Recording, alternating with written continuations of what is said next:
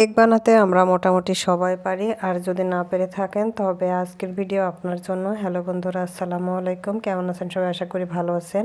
বেশ কয়েকদিন পর আবারও নতুন একটা ভিডিওতে সবাইকে স্বাগতম। কাছের দূরের যেখান থেকে আমার ভিডিওটি শুরু করবেন অবশ্যই একটা লাইক দিয়ে তারপর দেখা শুরু করবেন এবং পুরো ভিডিও দেখবেন। আর যারা ইউটিউব চ্যানেল থেকে দেখবেন তারা অবশ্যই সাবস্ক্রাইব করে বেল আইকন অল করে থাকবেন, যাতে সবার আগে নতুন নতুন ভিডিও আপনি পেতে পারেন।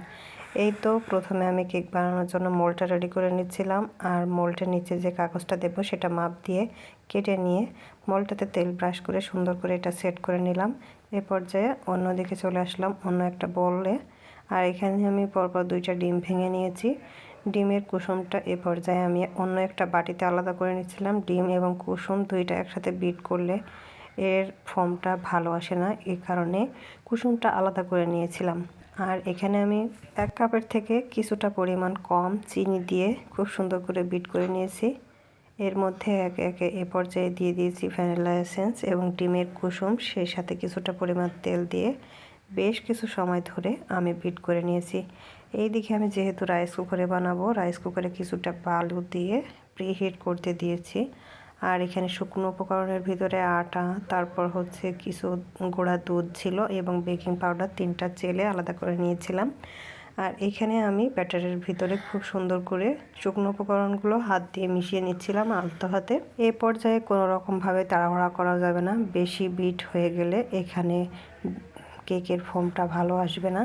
অল্প অল্প করে আমি 3বারে খুব সুন্দর করে আলতো হাতে মিশিয়ে নিচ্ছিলাম।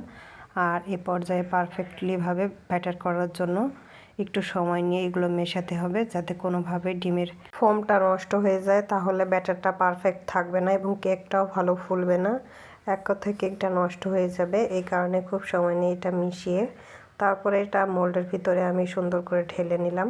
কেক বানানোটা খুবই সহজ যদি আমার পুরো ভিডিওটা দেখেন এবং সেই মোতাবেক এর মেজারমেন্টগুলো ঠিক করে দেন এবং সেগুলো যদি সুন্দর করে বসাতে পারেন, তাহলে আপনার কেকও খুব সুন্দর করে ফুলবে। আর সেটা আমার ভিডিও সুন্দরভাবে দেখলেই বুঝতে পারবেন। এইদিকে আমি রাইস কুকারের হাঁড়িটা যে প্রিহিট করতে দিয়েছিলাম সেটা খুলে নিয়ে একটা স্ট্যান্ড বসিয়ে তাতে হচ্ছে এটা দিয়ে ঢাকনাটা ঢেকে 50 মিনিটের জন্য কুক করে নেব। আর ফিরে এলাম 50 মিনিট পর, আর এখানে দেখতেই পাচ্ছেন কেকটা কত সুন্দরভাবে ফুলেছে। সেই সাথে আমি একটা টুথপিক দিয়ে এটা চেক করে নিচ্ছিলাম বিভিন্ন অংশ ফুটিয়ে। টুথপিকের গায়ে কোনো অংশ লেগে নেই, তার মানে কেকটা খুব সুন্দরভাবে পারফেক্টলি হয়ে গেছে। এবার সুইচটা অফ করে আমি বেশ কিছুক্ষণ রেখে দিয়েছিলাম, আর এই তো খুব সুন্দর কালার চলে এসেছে। এভাবে আপনারাও ট্রাই করবেন অবশ্যই। আর আজকে কেমন হলো জানাবেন। আজকের মতো এখানে বিদায় নিচ্ছি, আর এটা মোল্ড আউট করে নিচ্ছি। আর নিচের অংশটা আমি এভাবে উঠিয়ে দেখাই দিলাম কতটা পারফেক্ট উপর থেকে নিচ পর্যন্ত হয়েছে। আল্লাহ হাফেজ এন্ড আসসালামু আলাইকুম সবাইকে।